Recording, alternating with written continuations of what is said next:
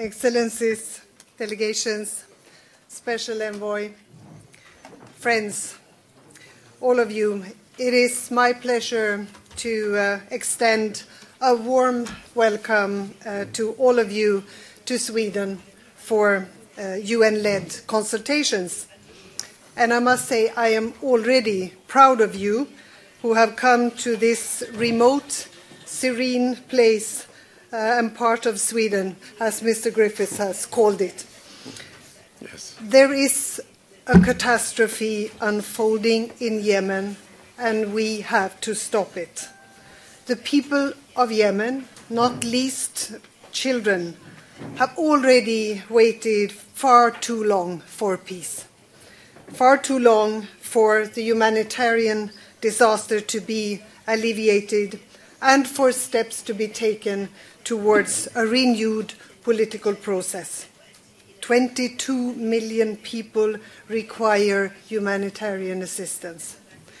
The eyes of the world are indeed upon what is happening in this small community in Sweden over the coming days. There are hundreds of journalists, as you've already noticed, present here, and many more following what goes on here from afar. And this attention, of course, means that there are expectations about what you will be able to achieve. But it also shows the engagement of the international community. We, like you, care about Yemen and the Yemenis' future.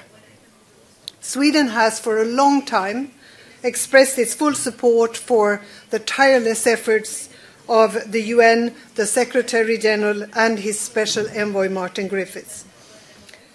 We are therefore pleased to be able to support these efforts by hosting these UN-led consultations. And it's good that the issue is on the Security Council's agenda, as well as being the subject of pledging conferences, numerous ones, and we will continue to support that as well. We are thankful for the united and strong international support that the UN has been given. Without it, your presence here would not have been possible. And we have deep appreciation for the government of Kuwait for their crucial logistical help in arranging the transportation also from Sana'a to Stockholm and the return trip. However, it is now up to you, the Yemeni parties, to truly engage constructively and in good faith with Martin and this UN-led process. And you are in charge of your own future. I'm hopeful that you will make urgently needed progress during the coming days here, and I hope that you will also enjoy it. Although it's a cold country, you will find warm hearts, I hope, from everyone. And I guess that what is needed is concessions, compromises, and then some courage as well. So I wish the delegates, I wish the UN Special Envoy, the team, and all of us best of luck on this important mission. I will give the floor now to the UN Special Envoy Martin Griffiths, but as you've said yourself, this could be an important beginning. Thank you, and again, warmly welcome to all of you. Thank you very much. Thank you very much indeed. And thank you through Your Excellency and the Foreign Minister of Sweden, Margot Wallström. Thank you to your government for your hosting, for your welcome, as you say, a very warm welcome in a slightly less warm country. And so thank you for having us here in this remarkable location. I'm very grateful to you for doing this. You've gone to endless efforts to make this happen. Thank you so much. Thank you so much. And I'd like also to extend my gratitude to the delegations. You're here. It's not easy. It's been more than 2 years since you have sat down together, and we're very well aware that there are many difficult decisions taken even to be here. And of course, there'll be challenges in the days ahead, but we're very grateful to you for your travel and for your presence. And I'd also like to thank the Saudi-led coalition, the Sultanate of Oman, and the government of Kuwait for their support in making this happen and getting us here. Many governments have played a large part in making this morning take place, and I'm very grateful to them, and I know the Secretary General of the United Nations is equally so. Today marks, we hope, the resumption of a political process. After 2.5 years without a formal political process, the convening of the two delegations here is an important milestone. It demonstrates to the international community here represented and to whom we speak, to each other, and most importantly to the people of Yemen, that you're ready to come together in the name of a peaceful political solution to the conflict. I have received numerous statements of support for these consultations from your respective leaderships, and I'm very grateful to them for that. Moreover, during the past weeks, both parties have issued calls for reduction of violence, for a de-escalation, to use that word, of military operations, which is, of course, important as a backdrop to the talks that we will be having here, to the consultations we will be having here. Such a reduction on violence and restraint on the battlefield has a significant impact on the lives of Yemenis, but it's also a signal to the people of Yemen that we're here with serious intent to pursue a particular political solution. Today, I'm also pleased to announce the signing of an agreement on the exchange of prisoners, detainees, the missing, the forcibly detained, and individuals placed under house arrest. This is a huge tribute to those here present, and of enormous importance to the many thousands of families who seek the return to them of those currently lost to them. It will allow thousands of families to be reunited, and it is a product of very effective, active work from both delegations, and I'm very grateful. What we will do here and in the coming weeks is to work on the implementation of that agreement to make it happen. But it's a good sign, and I think it's an important sign. The bar for success here, however, is higher than this.